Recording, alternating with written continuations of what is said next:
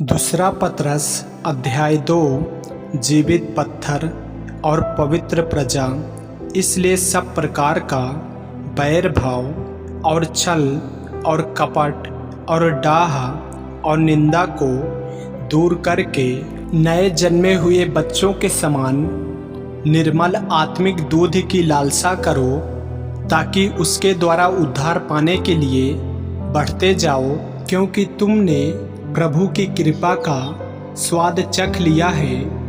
उसके पास आकर, जिसे मनुष्यों ने तो निकम्मा ठहराया, परंतु परमेश्वर के निकट चुना हुआ और बहुमूल्य जीविता पत्थर है। तुम भी आप जीविते पत्थरों के समान आत्मिक घर बनाते जाते हो, जिससे याजकों का पवित्र समाज बनकर ऐसे आत्मिक बलिदान चढ़ाओ जो यीशु मसीह के द्वारा परमेश्वर को ग्रहा हैं। इस कारण पवित्र शास्त्र में भी आया है, देखो मैं सियोन में कोने के सिरे का चुना हुआ और बहुमूल्य पत्थर धरता हूँ, और जो कोई उस पर विश्वास करेगा वह किसी रीति से लज्जित नहीं होगा।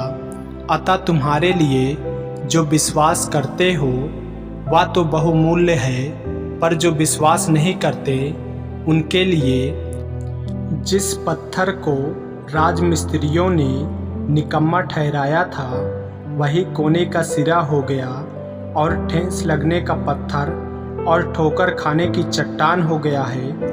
क्योंकि वे तो वचन को न मानकर ठोकर खाते हैं, और इसी के लिए वे ठहराए भी गए थे। पर तुम एक चुना हुआ वंश और राजपदधारी याजकों का समाज और पवित्र लोग और परमेश्वर की निज प्रजा हो, इसलिए कि जिसने तुम्हें अंधकार में से अपनी अद्भुत ज्योति में बुलाया है, उसके गुण प्रकट करो। तुम पहले तो कुछ भी नहीं थे, पर अब परमेश्वर की प्रजा हो। तुम पर दया नहीं हुई थी, पर अब तुम पर दया हुई है। मसीही उत्तरदायित्व।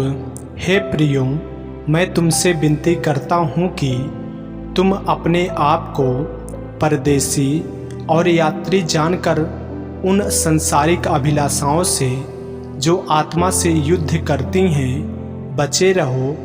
अन्य जातियों में तुम्हारा चाल चलन भला हो, ताकि जिन जिन बातों में वे तुम्हें कुकर्मी जानकर बदनाम करते हैं, वे तुम्हारे भले कामों को देखकर उन्हीं के कारण कृपा दृष्टि के दिन परमेश्वर की महिमा करें। परमेश्वर के दास प्रभु के लिए मनुष्यों के ठहराए हुए हर एक प्रबंध के अधीन रहो, राजा के, इसलिए कि वह सब पर प्रधान है, और हकीमों के, क्योंकि वे कुकर्मियों को दंड देने और सुकर्मियों की प्रशंसा के लिए उसके भेजे हुए हैं। क्योंकि परमेश्वर की इच्छा यह है कि तुम भले काम करने के द्वारा निर्बुद्धि लोगों की अज्ञानता की बातों को बंद कर दो।